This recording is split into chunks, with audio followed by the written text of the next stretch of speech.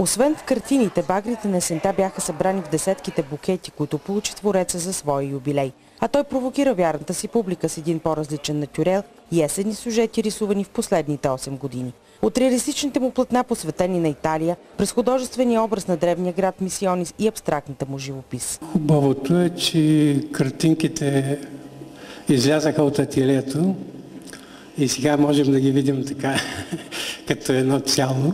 Този мъж няма нищо общо с клише. Той може да стои в кюше, но никога не е бил и едва ли ще стане клише. Да не радваш още много, все с тая топлина, която строи от теб и от твоите произведения. Цончо Денев е завършил графика през 1981 година в Националната художествена академия. Автор е на много илюстрации на книги и запазени знаци. Работи както графични и пластични техники, така и маслен живопис, акрил, акварел.